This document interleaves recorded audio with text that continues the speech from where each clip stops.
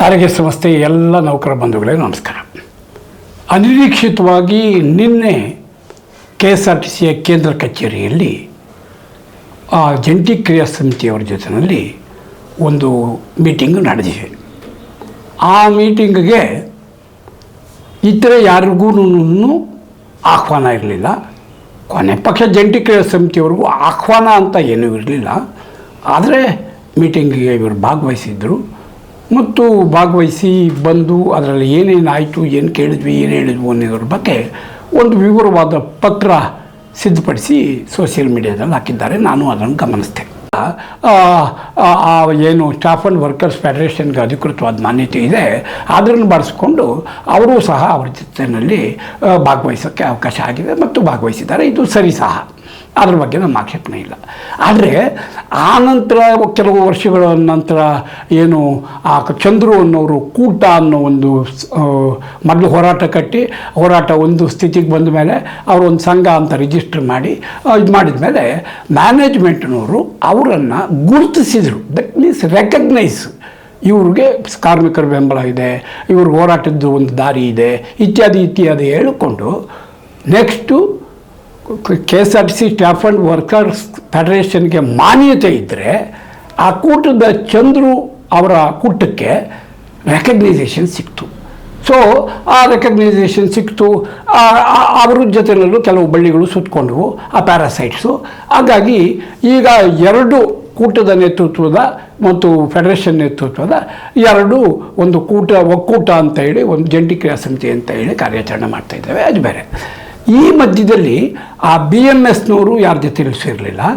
ನಾವು United employees union ಸಹ ಯಾರ ಜೊತೆಯಲ್ಲೂ ಸೇರಲಿಲ್ಲ. ಯಾಕೆಂದರೆ ನಮಗೆ ಬೆಳೆಯೋಕ್ಕೆ ಆ ಥರದ್ದೊಂದು ಅಗಸೆ ಮರ ಯಾವುದೂ ಬೇಕಾಗಿರಲಿಲ್ಲ. ನಮಗೆ ಬೆಳೆಯೋ ಶಕ್ತಿ ನಮಗೆ ಗೊತ್ತಿತ್ತು. ಎಷ್ಟು ಬೆಳೆದ್ರೆ ಅಷ್ಟೇ ಸಾಕು, ಪರವಾಗಿಲ್ಲ, ಇಷ್ಟೇ ಬೆಳಿಬೇಕು ಅನ್ನೋ ಒಂದು ಮಹತ್ವಾಕಾಂಕ್ಷೆ ನಮಗೂ ಏನಿರಲಿಲ್ಲ.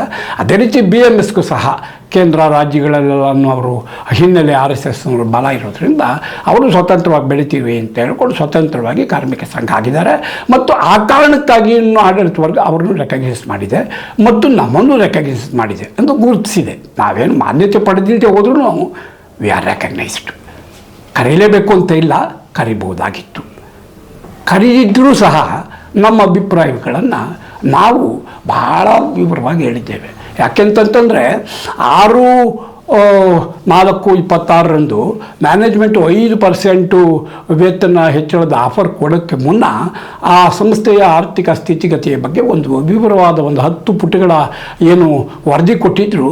ಆ ವರದಿಯನ್ನು ಸಂಪೂರ್ಣ ವಿಶ್ಲೇಷಣೆ ಮಾಡಿ ಇದು ಕೊಡಲಿಕ್ಕೆ ಸಾಧ್ಯತೆ ಇದೆ, ಆದರೆ ದುರುದ್ದೇಶದಿಂದ ಅಧಿಕಾರಿಗಳು ಕಾರ್ಮಿಕ ಸಂಘಗಳ ಮುಖಂಡರ ಒಂದು ದಾರಿ ತಪ್ಪಿಸೋದಕ್ಕಾಗಿ ಈ ಒಂದು ವರದಿಯನ್ನು ಸಿದ್ಧಪಡಿಸಿದ್ದಾರೆ ಅನ್ನೋದನ್ನು ನಾವೆಲ್ಲ ಆ 4 ಪತ್ರದಲ್ಲಿ ಪ್ರೂಫ್ ಮಾಡಿಬಿಟ್ವಿ. ಅದನ್ನು ನಾವು ಅಕಸ್ಮಾತ್ ಮ್ಯಾನೇಜ್ಮೆಂಟಿಗೆ ಕೊಡೋಣ ಅಂತ ಕಾಯ್ತಾ 17ನೇ ತಾರೀಕುವರೆಗೂ ಇದ್ದಿದ್ರೆ ಅದು ವೇಸ್ಟ್ ಆಗಿಬಿಡೋದು. ಅದಕ್ಕೆ ಬರಲೇ ನಾವೇನೇನೇ ಸೋಷಿಯಲ್ ಮೀಡಿಯಾದಲ್ಲಿ ಹಾಕಿಬಿಟ್ವಿ, ಮ್ಯಾನೇಜ್ಮೆಂಟ್ಗೂ ಇದರಲ್ಲಿ ಕಳಿಸಿಬಿಟ್ವಿ. ಎಲ್ಲ ಓದ್ಕೊಂಡ ಮೇಲೆ ಅವರು 10 ಪುಟದ ವರದಿಯ ಬಗ್ಗೆ ಇದಾಯಿತು. ಹಾಗಾಗಿ ಬಹುಶಃ ನಮ್ಮನ್ನು ಕರೆಯಲ್ಲ ಬಿಡಿ, ಪರವಾಗಿಲ್ಲ. ನಮಗೆ ಅದರದ್ದು ಏನು ಅವರು ಕರೆದಿದ್ದಲ್ಲ, ಒಟ್ಟಾರೆ ಸಮಸ್ಯೆ ಬಗೆಹರಿಬೇಕಾಗಿದ್ದು ಅನ್ನೋದು ಒಂದಿದು. ಹೌದು, ಈಗ ನಿನ್ನೆ ಒಂದು ಸಭೆ ಕರೆದರು, ಹೋಗಿದ್ರು ಇವರು. ಹೋಗಿ ಸಹ ಏನು 6ನೇ ತಾರೀಕು ಮೀಟಿಂಗ್ ಮುಗಿಸ್ಕೊಂಡು ಬಂದು ಇದು ಫಸ್ಟ್ ಆಫರು ಮತ್ತು ಮುಂದಿನ ಆಫರ್ ಕೊಡ್ಬೋದು ಅಂತ ಹೇಳಿದರು.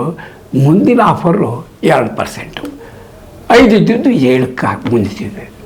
ನಾನು ಹೇಳ್ತೇನೆ, ಅಕಸ್ಮಾತು ಇವರು 25% ಮತ್ತು ಇತ್ಯಾದಿ ಎಲ್ಲಕ್ಕೂ ಇವರು ಸ್ಟಿಕ್ಕಾಗಕ್ಕೆ ಬದಲು ಮಾತುಕತೆ ಸಂದರ್ಭದಲ್ಲಿ ಇಲ್ಲ, ನಾವು 25%ಗೆ ಬಂದಿದ್ದೀವಿ, ನೀವು 5%ಗೆ ನಿಂತಿದ್ದೀರಿ, ಹಿಂಗಾಗಿ ಆಗೋದಿಲ್ಲ, ಹೋಗಲಿ ನಾವು 20ಕ್ಕೆ ಬರ್ತೀವಿ ಅಂತ ಒಂದು ಆಫರ್ ಕೊಟ್ಟಿದ್ದರೆ ಅವ್ರ ಕಡೆಯಿಂದ 2% ಕೊಡೋಕ್ಕೆ ಬದಲಾಗಿ ಕನಿಷ್ಠ 5 ಆದರೂ ಅವರು ಒಂದು ಆಫರ್ ಮಾಡಬೇಕಾಗಿತ್ತು. ಮಾತುಕತೆ ನೆಗೋಸಿಯೇಷನ್ ಸ್ಕಿಲ್ ಬಳಸಿದ್ದಿದ್ದರೆ ಅಲ್ಟಿಮೇಟ್ಲಿ 20ರಿಂದ 15ಕ್ಕೆ ಹಿಡಿಯುವ ಮತ್ತು 10ರಿಂದ 15ಕ್ಕೆ ಏರುವ ಮೂಲಕ ಏನು ಮ್ಯಾನೇಜ್ಮೆಂಟು ಚಾರ್ಟ್ನಲ್ಲಿ ಈಗಾಗಲೇ 15% ಕೊಟ್ಟರೆ ಎಷ್ಟಾಗುತ್ತೆ ಅನ್ನೋದ್ರದ್ದು ಲೆಕ್ಕ ಹಾಕೊಂಡು ಕೂತಿತ್ತು. ಅದು ಕೊಡೋದಕ್ಕೆ ಅವಕಾಶ ಇತ್ತು. ಅವಕಾಶ ಇದೆ.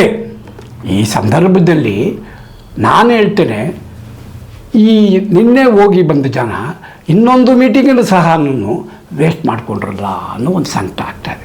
ಇರಲಿ, ಅದ್ರ ವಿಷಯ ಬೇರೆ. ನಾನು ಹೇಳ್ತೇನೆ, ಈಗ ಉದಾಹರಣೆಗೆ 1980 ಇವತ್ತು 2025-26 ಇದು ಈ 45 ವರ್ಷಗಳಲ್ಲಿ ಸಾರಿಗೆ ಸಂಸ್ಥೆಯಲ್ಲಿ ಸಾಕಷ್ಟು ವೇತನ ಪರಿಷ್ಕರಣೆಗಳು ಏಕಪಕ್ಷೀಯವಾಗಿ ಮತ್ತು ಅಗ್ರಿಮೆಂಟ್ ಮೂಲಕ ಆಗಿದೆ. ಉದಾಹರಣೆಗೆ 1980ರಿಂದ 83 ಅಂದರೆ ಆ 4 ವರ್ಷಗಳ ಅವಧಿಗೆ 11.8% ಹೈಕ್ ಆಗಿದ್ದರೆ 84-87 ಅವಧಿಗೆ 19.25% ಹೆಚ್ಚಳ ಆಗಿತ್ತು. ಈ ಎರಡೂ ಹೆಚ್ಚಳಗಳು ಆಗ ಮಾನ್ಯತೆ ಪಡೆದಿದ್ದ ಮತ್ತು ಆಗ ಸರ್ಕಾರ ಏನು ಆಡಳಿತ ಮಂಡಳಿಯ ನಿರ್ದೇಶಕರು ಅಂತಾನೇ ನೇಮಕ ಮಾಡಿದ್ದಂತಹ ಗುರುತಿಸಲ್ಪಟ್ಟಿದ್ದ ಮಾನ್ಯತೆ ಪಡೆದಿದ್ದ ಎಸ್ ಶ್ರೀಕಂಠಯ್ಯ ಮತ್ತು ವಿ ಸಂಪಂಗಿ ಅವರ ನೇತೃತ್ವದಲ್ಲಿ ನಾನು ಹೇಳ್ತಿರೋದು 80 ಮತ್ತು 84ರಲ್ಲಿ ತಲಾ 11% ಮತ್ತು 19.25% ಹೈಕ್ ಆಗಿತ್ತು. ಆದರೆ ಆ ಮಧ್ಯೆ ಆನಂತರ ಒಂದು ರೆಫರೆಂಡಮ್ ನಡೆದಾಗ KSRTC staff and workers federation 51% ತಗೊಂಡು ಏನು ಮೊದಲನೇ ಸಾರಿಗೆ ಆಯ್ಕೆಯಾಗಿ ಮಾನ್ಯತೆ ಪಡೀತು. ಆಗ 24.6% ಅಷ್ಟು ಹೆಚ್ಚಳ ಮಾಡೋಕ್ಕೆ ಸಾಧ್ಯ ಆಯಿತು.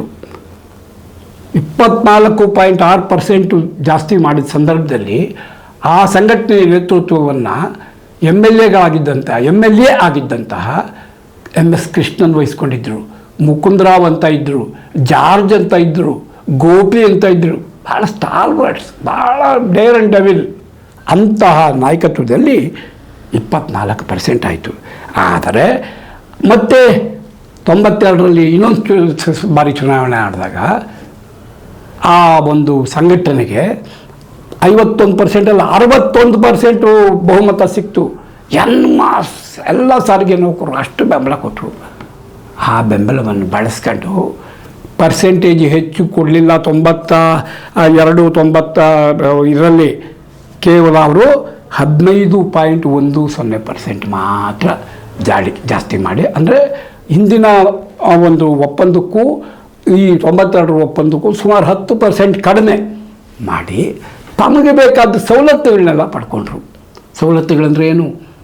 ಚೆಕಪ್ ಸಿಸ್ಟಮ್, ಓವಡಿ, ನಾಮಿನೇಷನ್, DRBFಗೆ PFಗೆ ಅವಕ್ಕೆಲ್ಲ ನಾಮಿನೇಟ್ ಮಾಡೋದು, ಬಸ್ ಪಾಸು ಇತ್ಯಾದಿ ಹಲವು ರೀತಿ. ಬರೀ ಅಷ್ಟೇ ಅಲ್ಲ, ಸಂಬಳದಲ್ಲಿ 135 ರೂಪಾಯಿ ಚಂದ ಒಟ್ಟಾರೆ ಹಿಡಿದು, ಯಾಕೆಂದರೆ ಅಗ್ರಿಮೆಂಟ್ ಮಾಡಿಸಿದ್ದೀವಿ ಆ ಕಾರಣಕ್ಕೆ 135 ರೂಪಾಯಿ ಇಟ್ಕೊಡ್ಬೇಕು ಅನ್ನೋ ಒಂದು ಎಲ್ಲ ಮಾಡಿಬಿಟ್ಟಿದ್ರು. ಪುಣ್ಯಕ್ಕೆ ಆ ಅಗ್ರಿಮೆಂಟ್ನೇ ಸರ್ಕಾರ ರದ್ದು ಮಾಡಿ ಮುಂದೆ ಸುಪ್ರೀಂ ಕೋರ್ಟ್ವರೆಗೂ ಹೋಗಿ ಏನೇನೋ ಆಯಿತು, ಅದು ಬಿಟ್ಬಿಡಿ. ಆ ನಂತರ ಅಗ್ರಿಮೆಂಟ್ಗಳಾಗಲಿಲ್ಲ. ಬದಲಾಗಿ ಸರ್ಕಾರವೇ ಏಕಪಕ್ಷೀಯವಾಗಿ ಘೋಷಣೆ ಮಾಡೋಕ್ಕೆ ಶುರು ಮಾಡ್ತು. ಏಕಪಕ್ಷೀಯವಾಗಿ ಘೋಷಣೆ ಮಾಡುವ ಸಂದರ್ಭದಲ್ಲಿ ಸುಪ್ರೀಂ ಕೋರ್ಟ್ ಸೂಚನೆ ಮೇರೆಗೆ ಇವರಿಂದ ಚಾರ್ಟರ್ ಆಫ್ ಡಿಮ್ಯಾಂಡ್ ತೊಗೊಳ್ಳೋದು, ಒಂದು ಸಾರಿ ಮಾತಾಡೋದು, ಆ ಮಾತುಕತೆಗೆ ಒಪ್ಪಿದರೆ ಸರಿ. ಒಪ್ಪಿದ್ದೆ ಯಾವತ್ತೂ ಇಲ್ಲವೇ ಇಲ್ಲ. ಯಾವಾಗಲೂ ನಾವು ಒಪ್ಪಿಲ್ಲ ಹೊರಗೆ ಬಂದಿದ್ದೇವೆ. ಇವಾಗ ನಿನ್ನೆ ಸಹ ಹೇಳಿದ್ರು ಅದೇ ಡೈಲಾಗು, ಆವತ್ತು ಅದೇ ಡೈಲಾಗ್ ಹೇಳ್ತಾಯಿದ್ರು. ಅದರ ಪರಿಣಾಮವಾಗಿ 96ರಲ್ಲಿ 11%, 2000ರಲ್ಲಿ 10%, 2004ರಲ್ಲಿ 5%, 2008ರಲ್ಲಿ 6%, ಹೀಗೆ ಭಾಳ ಕಡಿಮೆ ಆಗ್ತಾ ಬಂತು. ಕೊನೆಗೆ 2011ನೇ ಇಸ್ವಿನಲ್ಲಿ ನಾನು ಪ್ರಯತ್ನ ಮಾಡಿ ಶರ್ಮಾಜಿಯವರು, ಆನಂದ್ ಸುಬ್ರಾಯರು ಮತ್ತು ಬೇರೆ ಬೇರೆ ಎಲ್ಲ ಕಾರ್ಮಿಕ ಸಂಘಗಳನ್ನು ಒಗ್ಗೂಡಿಸಿ ಒಂದು ಜಂಟಿ ಕ್ರಿಯಾ ಸಮಿತಿಯನ್ನು 2011 ಡಿಸೆಂಬರ್ 23ನೇ ತಾರೀಕು ಶ್ರೀಕಂಠೇಶ್ವರ ಚೌಟ್ರಿ ಅಂತೇಳಿ ಮಲ್ಲೇಶ್ವರಂ ಸರ್ಕಲಲ್ಲಿದೆ, ಅಲ್ಲಿ ನಾವು ಒಂದು ಫಾರ್ಮ್ ಮಾಡಿದ್ವಿ. ಆ ಫಾರ್ಮ್ ಮಾಡಿ ಮುಷ್ಕರಕ್ಕೆ ಆವಾಗ ಮಂಜುನಾಥ್ ಪ್ರಸಾದ್ ಅಂತೇಳಿ MD ಅವರಿದ್ದರು. ಸಾಕಷ್ಟು ಚರ್ಚೆ ಆಯಿತು, ಹೋರಾಟ ಶುರು ಆಯಿತು. ನಾವು ಮುಷ್ಕರಕ್ಕೆ ಸಹಕಾರ ಕೊಟ್ಟಿದ್ವಿ. ಆಮೇಲೆ ಒಂದು ಹಂತದಲ್ಲಿ ಮುಷ್ಕರ ಬೇಡ, ಏನಾದರೂ ಇದು ಮಾಡಿಕೊಂಡು ಹೋಗೋಣ ಅಂತ ಹೇಳಿ ಒಂದು ತೀರ್ಮಾನಕ್ಕೆ ಬಂತು. ಹವೆವರ್ ಸೆಪ್ಟೆಂಬರ್, ಅದೇ 2012 ಸೆಪ್ಟೆಂಬರ್ ತಿಂಗಳಲ್ಲಿ ನಾವು 2-3 ದಿವಸ ಮುಷ್ಕರ ಆದಮೇಲೆ ಅಶೋಕ್ ಆವಾಗ ಸಾರಿಗೆ ಮಂತ್ರಿ ಆಗಿದ್ದರು. ಮಧ್ಯರಾತ್ರಿ ಸಾಯಂಕಾಲ 7-7:30 ಮೇಲೆ ಕರೆದ್ರು. ಮಧ್ಯರಾತ್ರಿ 2 ಗಂಟೆವರೆಗೂ ಚರ್ಚೆ ಆಯಿತು. ಅದ್ರದ್ದು ಕತೆ ಬೇರೆ. ಹವೆವರ್ ಆಗ ಬೇಸಿಕ್ಕಿಗೆ 10% ಅಂತ ಹೇಳಿ ಅವರು ಏನು ಅನೌನ್ಸ್ ಮಾಡಿದರು. ಅದನ್ನು ನಾವು ಒಪ್ಪಿದ ನಂತರವೂ ಇದಕ್ಕೆ ನೀವು DA ಮರ್ಜ್ ಮಾಡಿ ಜಾಸ್ತಿ ಮಾಡಿ ಅಂತ ಮತ್ತೊಂದು ಆವಾಗ ಇಟ್ಟಾಗ ಅದಕ್ಕೂ ಒಪ್ಪಿದರು. ಅದರ ಪರಿಣಾಮವಾಗಿ 2012ರಲ್ಲಿ ಮೊದಲು 10%, ಆಮೇಲೆ ಬೇಸಿಕ್ಕಿಗೂ ಸೇರಿಸಿ ಬೇರೆ ಆಗಿದ್ದರಿಂದಾಗಿ ನಮಗೆ ಸ್ವಲ್ಪ ಹ್ಯಾಂಡ್ಸಮ್, ಭಾಳ ಕಣ್ಣು ಕಾಣೋ ಒಂದು ಥರ ಹೆಚ್ಚಳ ಆಯಿತು. ಸೊ ಇದು ಆಗಿದ್ದು 2012. ಆಮೇಲೆ 2016 ಆಗಲೂ ಮ್ಯಾನೇಜ್ಮೆಂಟು 10% ಡಿಕ್ಲೇರ್ ಮಾಡಿತ್ತು. ಆಗ ಭಾಳ ಕೊಸರಾಟ ಆಡಿ ಆವಾಗ ನಮ್ಮನ್ನು ಸೇರಿಸಿರಲಿಲ್ಲ, ನಮ್ಮನ್ನು ಹೊರಗಿಟ್ಟಿದ್ರು. ಯಾಕೆಂತಂದರೆ ನಾನು ಒಂದು ಪುಸ್ತಕ ಬರೆದು ಇಲ್ಲಿನ ಏನು ಟ್ರೇಡ್ ಯೂನಿಯನ್ ಆ್ಯಕ್ಟಿವಿಟಿ ಬಗ್ಗೆ ಭಾಳ ಕಟುವಾಗಿ ವಿಮರ್ಶೆ ಮಾಡಿದ್ದೆ. ಆ ಸಿಟ್ಟಿಗೆ ನನ್ನನ್ನು ಹೊರಗಿಟ್ಟು, ಅಂದರೆ ನಮ್ಮ ಸಂಘವನ್ನೇ ಅವ್ರಿಗೆ ಮೂಸ್ ನೋಡಿದೆ, ನಮ್ಮನ್ನು ಹೊರಗೆ ತಳ್ಳಿ ಅವರೇ ಹೋಗಿ ಆವಾಗ ಸಿದ್ದರಾಮಯ್ಯನವರು ಟ್ರಾನ್ಸ್ಪೋರ್ಟ್ ಮಿನಿಸ್ಟರು, ಕಟ್ಟಾರಿ ಅವರು MD ಅವರು, ಅವರ ನೇತೃತ್ವದಲ್ಲಿ 10 12:30 ತರಕ್ಕೆ ಆಯಿತು. ಆ 12:30 ತಂದ ಸಂದರ್ಭದಲ್ಲಿ ಆ ಸಿಟ್ಟಿಗೆ ಕಟ್ಟಾರಿಯವರು ಈ ಬಾಟ ಇತ್ಯಾದಿ ಹಲವು ವಿಚಾರಗಳಲ್ಲಿ ನಮಗೆ ಎಲ್ಲ ಹೆಚ್ಚಳ ಮಾಡಿದ, ಅದನ್ನೆಲ್ಲ ವಿಡ್ರಾ ಮಾಡ್ಕೊಂಡ್ರು. ಇದೆಲ್ಲ ಭಾಳ ಕತೆ ಆಗೋಯ್ತು. ಎಲ್ಲಿಯೋ 12.5% 16ರಲ್ಲಿ ಆದಮೇಲೆ ಅದೇ ಸರ್ಕಾರ ಮುಂದೆ 2017ರಲ್ಲಿ ರಾಜ್ಯ ಸರ್ಕಾರಿ ನೌಕರರಿಗೆ 30% ವೇತನ ಹೆಚ್ಚಳಕ್ಕೆ ಒಪ್ಪಿದ್ದಕ್ಕೆ 6ನೇ ವೇತನ ಆಯೋಗದ ಮೂಲಕ ಒಪ್ಪಿದ್ದರಿಂದ ನಮ್ಮಲ್ಲಿ ಕೆಲವರಿಗೆ ಅಸಮಾಧಾನ ಆಗಿ ನಮ್ಮನ್ನು ಸರ್ಕಾರಿ ನೌಕರನ್ನು ಮಾಡಿಬಿಡಿ ಅನ್ನೋ ಒಂದು ಚಳವಳಿ ಶುರು ಆಯಿತು. ಆ ಚಳವಳಿ ಬಗ್ಗೆ ನಾನು ಇನ್ನು ಹೊಸದಾಗಿ ಭಾಳ ವಿಶ್ಲೇಷಣೆ ಮಾಡಬೇಕಾಗಿಲ್ಲ. ಹವೆವರ್ ಆ ಚಳವಳಿಯ ಮೂಲಕ ಒಬ್ಬ ದಿಟ್ಟ ನಾಯಕ ಚಂದ್ರು ಹೊರಗೆ ಬಂದಿದ್ದಾರೆ. ಅವರು ಸಾರಿಗೆ ಸಂಸ್ಥೆಯ ಹೋರಾಟಗಳಲ್ಲಿ ತಮ್ಮನ್ನು ತಾವು ದಂಡಿಸಿಕೊಂಡು ಅತ್ಯಂತ ಪ್ರಾಮಾಣಿಕವಾಗಿ ಮುಂದುವರಿತಾ ಇದ್ದಾರೆ. ಹವೆವರ್ ಆ ಕಾರಣಕ್ಕಾಗಿ ಚಂದ್ರು ರಿಜಿಸ್ಟರ್ ಮಾಡಿದ ಕೂಟವನ್ನು ಮ್ಯಾನೇಜ್ಮೆಂಟ್ ರೆಕಾಗ್ನೈಸ್ ಮಾಡಿದೆ. ಸೊ ಈ ಎಲ್ಲ ಹಿನ್ನೆಲೆಯಲ್ಲಿ ನಾವು ಒಂದು ಹಂತದಲ್ಲಿ ಜಂಟಿ ಕ್ರಿಯಾ ಸಮಿತಿ ಇದ್ದಾಗಲೂ, ಆಮೇಲೆ ಇನ್ನೊಂದು ಹಂತದಲ್ಲಿ ಚಂದ್ರು ಅವ್ರಿಗೆ ಸಹಕರಿಸ್ತಿದ್ದಾಗಲೂ ನಮ್ಮದು ನಿಲುವು ಸ್ವತಂತ್ರವಾಗಿದ್ದಿದ್ದರ ಪರಿಣಾಮವಾಗಿ ಯಾರ ಜೊತೆನಲ್ಲೂ ಹೋಗೋಕ್ಕಾಗದೆ ಇವತ್ತು ನಾವು ಕೇವಲ BMSನವರೊಬ್ಬರು, ನಾವೊಬ್ಬರು ಇವತ್ತೂ ಅವರ ಆಹ್ವಾನ ಪತ್ರಿಕೆ ಬಂದರೆ ಒಂದು ಕಡೆ ನಮ್ಮ 4 ಹೆಸರಿರುತ್ತೆ, ಇನ್ನು ಯಾರೂ ಇರಲ್ಲ. ಅದೆಲ್ಲನೂ ನಾನು ಈಗ ಹೇಳಿದ್ನಲ್ಲ, ಆ ಮರಕ್ಕೆ ಸುತ್ತು ಬಳ್ಳಿಗಳ ಥರ ಬದುಕೊಂಡಿದ್ದಾವೆ. ಈ ಎಲ್ಲ ಹಿನ್ನೆಲೆಯಲ್ಲಿ ನಿನ್ನೆ ಅದ್ರ ಬಗ್ಗೆ ಎರಡು ಮಾತು ಹೇಳಬೇಕಾಗಿದೆ. ನಿನ್ನೆ ಸಹ ಅಷ್ಟು ತಾವೇನೆ ಮೀಟಿಂಗಿಗೆ ಹೋದ ಮೇಲೂ ಸುಮಾರು 1.5 ಅವರ್ ಹೆಚ್ಚು ಮಾತಾಡಿದ ನಂತರವೂ ಪಡ್ಕೊಂಡು ಬಂದಿದ್ದು ಒಂದೇ 2% ಹೆಚ್ಚಳ. ನನಗೆ ಒಂದು ಚೂರು ಅವರು ಬುದ್ಧಿವಂತಿಕೆ ಮಾಡಿದ್ದಿದ್ರೆ ನಿನ್ನೆ ಆಯಿತು ನಾವು 5% ಬಿಟ್ಟೋಕೆ ತಯಾರಿದ್ದೇವೆ, 25 ಇದ್ವಿ 20ಕ್ಕೆ ಬರ್ತೇವೆ ಅಂತ ಒಂದು ಆಫರ್ ಮೊದಲೇ ಇವ್ರು ಕೊಟ್ಟಿದ್ದರೆ ಅವರು ಬೇರೆ ದಾರಿನೇ ಇಲ್ಲದೆ 5% ಹೆಚ್ಚಿಸುವಂಥ ಸಾಧ್ಯತೆ ಇರ್ತಿತ್ತು. ಆಮೇಲೂ ಗುಂಜಾಟ ಪಟ್ಟಿಗೆ ಕೂತಿದ್ದಿದ್ರೆ ಮತ್ತೆ ತಿರುಗಿ 20ರಿಂದ 15ಕ್ಕೆ ಇವರು ಇಳಿಯುವ, 10ರಿಂದ 15ಕ್ಕೆ ಮ್ಯಾನೇಜ್ಮೆಂಟ್ ಏರುವ. ಅಲ್ಟಿಮೇಟ್ಲಿ ಮ್ಯಾನೇಜ್ಮೆಂಟು ತೀರ್ಮಾನ ಮಾಡಿತ್ತು 15% ಈ ಸಾರಿ ಹೆಚ್ಚಳ ಮಾಡಲಿಕ್ಕೆ. ಆ ಅವಕಾಶವನ್ನು ತಪ್ಪಿಸಿದರು. ಈ ಹಿನ್ನೆಲೆಯಲ್ಲಿ ನಿನ್ನೆ ರಾತ್ರಿ ಅವರು ಸಾರ್ವಜನಿಕವಾಗಿ ಒಂದು ಪತ್ರವನ್ನು ಮಾಡಿ ಸೋಷಿಯಲ್ ಮೀಡಿಯಾದಲ್ಲಿ ಬಿಟ್ಟಿದ್ದಾರೆ. ನಾನು ಸಂಪೂರ್ಣವಾಗಿ ಓದಿದೆ. ಅದರಲ್ಲಿ ಹೋರಾಟ ಇಲ್ಲದೆ ಸಮಸ್ಯೆ ಬಗೆಹರಿಯಲ್ಲ ಅನ್ನೋ ಒಂದು ಮಾತನ್ನು ಹೇಳ್ಕೊಂತ ಮುಂದೆ ನಾವು 2-3 ದಿವಸದಲ್ಲಿ ಮತ್ತೆ ಜಂಟಿ ಕ್ರಿಯಾ ಸಮಿತಿಯವರೆಲ್ಲ ಸೇರಿ ಮುಂದಿನ ಹೋರಾಟ ಕಾರ್ಯಕ್ರಮ ರೂಪಿಸ್ತೇವೆ ಅನ್ನೋ ಮಾತು ಹೇಳಿದ್ದಾರೆ.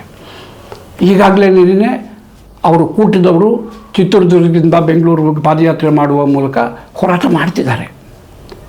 ಒಂದು ವೇಳೆ ಜನರಸಾಗಿ, ಅಂದರೆ ಒಂದು ರೀತಿ ಪ್ರಿಜಿಡಿಸ್ ಇಟ್ಕೊಳ್ದೆ ಅವ್ರ ಹೋರಾಟ ಯಶಸ್ವಿ ಆಗಲಿ, ಅವ್ರ ಹೋರಾಟದಲ್ಲಿ ನಾವು ಭಾಗವಹಿಸ್ತೇವೆ ಅಂತ 4 ಹೆಜ್ಜೆ ಹಾಕಿದ್ದರೆ ಇಡೀ ರಾಜ್ಯದ ಜನತೆಗೆ ಎಲ್ಲರೂ ಒಟ್ಟಿಗೆ ಹೋಗ್ತಾ ಇದ್ದಾರೆ ಅನ್ನೋ ಒಗ್ಗಟ್ಟಿನ ಸಂದೇಶ ಹೋಗ್ತಿತ್ತು.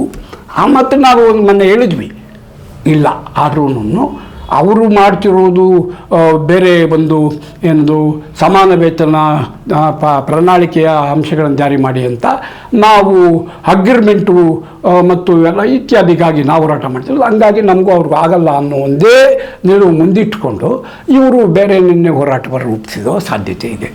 ನಾನು ಹೇಳ್ತೇನೆ, ಒಂದು ಅಗ್ರಿಮೆಂಟ್ ಮೂಲಕ ಆಗಲಿ, ಸಮಾನ ವೇತನದ ಮೂಲಕ ಆಗಲಿ, ಅದೊಂದು ಪ್ರಣಾಳಿಕೆಯ ಮೂಲಕ ಆಗಲಿ ಮಾಡಬೇಕಾಗಿರೋದು ಕೆಲಸ ಏನು ಅಂತಂತಂದರೆ ವೇತನ ಹೆಚ್ಚಳ. ಎರಡನೇದೇನಿಲ್ಲ. ಎಡಗೈನಲ್ಲಿ ಅಂದರೆ ಉದಾಹರಣೆಗೆ ಚಂದ್ರು ಏನು ಹೇಳ್ತಿದ್ದಾರೆ, ಆಯೋಗದ ರಚನೆ ಮಾಡಿ ಆಯೋಗದ ವರದಿ ಆಧಾರದ ಮೇಲೆ ವೇತನ ಹೆಚ್ಚಳ ಮಾಡಿ ಅಂತ. ಇವರು ಒಂದು ನಮ್ಮ ಜೊತೆಲಿ ಅಗ್ರಿಮೆಂಟ್ ಮಾಡಿ ಅಗ್ರಿಮೆಂಟ್ ಮೂಲಕ ವೇತನ ಹೆಚ್ಚಳ ಮಾಡಿ. ಇಷ್ಟೇ ವ್ಯತ್ಯಾಸ. ಅಗ್ರಿಮೆಂಟ್ ಮೂಲಕ ಮಾಡಿದರು ಅಥವಾ ಆಯೋಗದ ಮೂಲಕ ಮಾಡಿದರು ವೇತನ ಹೆಚ್ಚಳ ಎಷ್ಟಾಗಬೇಕು ಅನ್ನೋದಷ್ಟೇ. ಅದರಲ್ಲಿ ವೇತನ ಹೆಚ್ಚಳದಲ್ಲಿ ನಮಗೆ ಲಾಭ ಆಗಬೇಕೇ ವಿನಃ ಆಯೋಗದ ಮೂಲಕ ಲಾಭ ಆಗಬೇಕು ಅಥವಾ ಅಗ್ರಿಮೆಂಟ್ ಮೂಲಕ ಲಾಭ ಆಗಬೇಕು ಅನ್ನೋದು ಒಂದು ರೀತಿಯ ಸ್ವಪ್ರತಿಷ್ಠೆ ಅಂತಲೇ ಅನ್ನಬೇಕು. ನಮ್ಮದೇ ವಿಧಾನ ಅನುಸರಿಸಬೇಕು ಅನ್ನೋದು ಬೇಡ. ಯಾವುದೇ ವಿಧಾನ ಅನುಸರಿಸಲಿ ವೇತನ ಹೆಚ್ಚಳವೇ ಇಲ್ಲಿನ ಮುಖ್ಯ ಒಂದು ಅಂಶ. ಆ ಹಿನ್ನೆಲೆಯಲ್ಲಿ ನಾನು ಈಗ ಈ ಎಲ್ಲ 30 ವರ್ಷಗಳ ಕಗ್ಗಂಟು ಬಿಡಿಸಲಿಕ್ಕೆ ಒಂದು ರೆಫರೆಂಡಮ್ ಆಗಬೇಕಾಗ್ತದೆ. ಅದನ್ನೇ ನಿನ್ನೆ ಚಂದ್ರು ಕಡೆಯಿಂದ ಭಾಳ ಒತ್ತಾಯ ಮಾಡ್ತಾ ಇರೋದು. ಏನೇ ಆಗಲಿ ಆ ರೆಫರೆಂಡಮ್ ಮಾಡೋದಕ್ಕೆ ಒಂದು ಸೂಕ್ತ ವಾತಾವರಣ ನಿರ್ಮಾಣ ಆಗಬೇಕು. ಅದು ಎಷ್ಟು ಕೊಡ್ತಾರೋ ಅದು 7% ಇರ್ಬೋದು, 20% ಇರ್ಬೋದು, 40% ಇರ್ಬೋದು, ಅವ್ರು ಹೇಳಿದಂಗೆ 100% ಇರ್ಬೋದು. ಪ್ರಶ್ನೆ ಅದಲ್ಲ. ಈಗಾಗಲೇ 2 ಅಂಶಗಳು ತೀರ್ಮಾನ ಆಗಿದೆ. ಆ ತೀರ್ಮಾನ ಯಾವುದು? 26 ತಿಂಗಳು ಹಿಂಬಾಕಿ ಕೊಡ್ತೀವಿ, ಒಂದು 4/25 ವೇತನ ಹೆಚ್ಚಳ ಮಾಡ್ತೀವಿ. ಇಲ್ಲ ಅದಕ್ಕೆ ಜಂಟಿ ಕ್ರಿಯಾ ಸಮಿತಿನೂ ಒಪ್ತಿಲ್ಲ, ಇಲ್ಲ ಕೂಟದವರು ಒಪ್ತಿಲ್ಲ. ಒಂದು ಸಾರಿ ನಾನು ಹೇಳೋದು, ಈ ಒಂದು ಒಟ್ಟಾರೆ ಕಗ್ಗಂಟನ್ನು ಇತ್ಯರ್ಥ ಮಾಡಿ ಒಪ್ಪಿ ಸುಮ್ಮನೆ ಆದರೆ ಅಲ್ಲಿ ಒಂದು ವಾತಾವರಣ ನಿರ್ಮಾಣ ಆಗ್ತದೆ. ರೆಫರೆಂಡಮ್ ಆದರೆ 33% ಯಾರು ತಗೊಳ್ತಾರೆ ಅವರೆಲ್ಲರಿಗೂ ಮಾನ್ಯತೆ ಸಿಕ್ಕೋದ್ರಿಂದ 2-3 ಯೂನಿಯನ್ಗಳಾಗ್ತವೆ. ಆನಂತರವೂ ಚಾರ್ಟರ್ ಆಫ್ ಡಿಮ್ಯಾಂಡ್ ಕೊಡಬಾರ್ದು ಅಂತ ಏನಿಲ್ಲ, ಮತ್ತು ಸಮಸ್ಯೆಗಳ ಬಗ್ಗೆ ಮ್ಯಾನೇಜ್ಮೆಂಟ್ ಜೊತೆಯಲ್ಲಿ ಮಾಡಬಾರ್ದು ಅಂತ ಏನೂ ಇಲ್ಲ, ಸರ್ಕಾರದ ಜೊತೆಯಲ್ಲಿ ಮಾಡಬಾರ್ದು ಅಂತ ಏನಿಲ್ಲ. ಬೇರೆ ಬೇರೆ ರೀತಿಯ ಹೋರಾಟಗಳನ್ನು ಕಟ್ಟಬಹುದು, ಅವಕಾಶ ಇದೆ. ಆ ಹಿನ್ನೆಲೆಯಲ್ಲಿ ಈಗ ನಾನು ಹೇಳುವುದು, ಯಾವುದೇ ಕಾರಣಕ್ಕೂ ಕನಿಷ್ಠ ಪಕ್ಷ ಒಂದು ಕೆಲವು ಕಂಡೀಷನ್ಸ್ ಹಾಕ್ಬೋದು. ಯಾಕೆ ಅಂತಂದರೆ ಈಗ ಹೇಳುವ ಪ್ರಕಾರ 1/4/25 ಏನಾದರೂ ಜಾರಿ ಮಾಡೋದಾದರೆ ನೆಕ್ಸ್ಟು 4 ವರ್ಷ ಅಂದರೆ 29 ಆಗುತ್ತೆ. ಈ ಸರ್ಕಾರ ಇರಲ್ಲ. ಹಂಗಾಗಿ ಈ ಸರ್ಕಾರ ಈಗ ಕೊಟ್ಟಿರುವ ಪ್ರಣಾಳಿಕೆಯ ಭರವಸೆಯ ಬಗ್ಗೆ ನಾವು ಪ್ರಸ್ತಾಪ ಮಾಡೋಕ್ಕಾಗೋದಿಲ್ಲ. ಹಂಗಾಗಿ ನಾವು 1 ವರ್ಷ ಇಲ್ಲಿ ನಾವು ಬಿಟ್ಟಿದ್ದೇವೆ, 15 ತಿಂಗಳು, ಅಲ್ಲಿ 1 ವರ್ಷ ನೀವು ಬಿಡಿ ಅಂತ ಹೇಳಿ ಕನಿಷ್ಠ ಪಕ್ಷ 28ಕ್ಕೆ ಹೊಸ ಚಾರ್ಟರ್ ಆಫ್ ಡಿಮ್ಯಾಂಡ್ ಕೊಡೋದಕ್ಕೆ ಆಡಳಿತ ವರ್ಗ ಒಪ್ಪಿ ಆಗೋದಾದರೆ ಇದು ಸುಖಾಂತಿಗೊಳಿಸ್ಬೋದು ಅನ್ನೋದು ನಮ್ಮ ಒತ್ತಾಯ, ನಮ್ಮ ಒಂದು ನಂಬಿಕೆ ಆಗಿದೆ.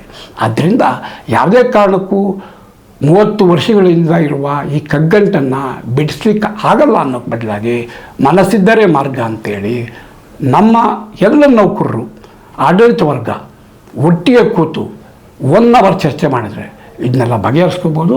ಹಂಗಾಗಿ ನಿನ್ನೆ ಏನು ನಮ್ಮನ್ನು ಕರೆದೇ ನೆಗ್ಲೆಕ್ಟ್ ಮಾಡಿದ್ದಾರೆ, ಅದಕ್ಕೆ ನಮಗೇನು ಬೇಸರ ಇಲ್ಲ. ಆದರೆ ನಮ್ಮ ಕೂಟದ ಮತ್ತಿತರ ಎಲ್ಲ ಸಂಘಗಳ ಒಟ್ಟಾರೆ ಒಂದೇ ಕಡೆ ಕೂತು ಒಂದು 2 ಅವರ್ ಚರ್ಚೆ ಮಾಡಿದ್ರೆ ಖಂಡಿತ ಸಮಸ್ಯೆಗೆ ಪರಿಹಾರ ಹುಡುಕ್ಬೋದು ಅಂತೇಳಿ ಈ ಸಂದರ್ಭದಲ್ಲಿ ನಾನು ಹೇಳಲಿಕ್ಕೆ ಬಯಸ್ತೇನೆ. ನಮಸ್ಕಾರ.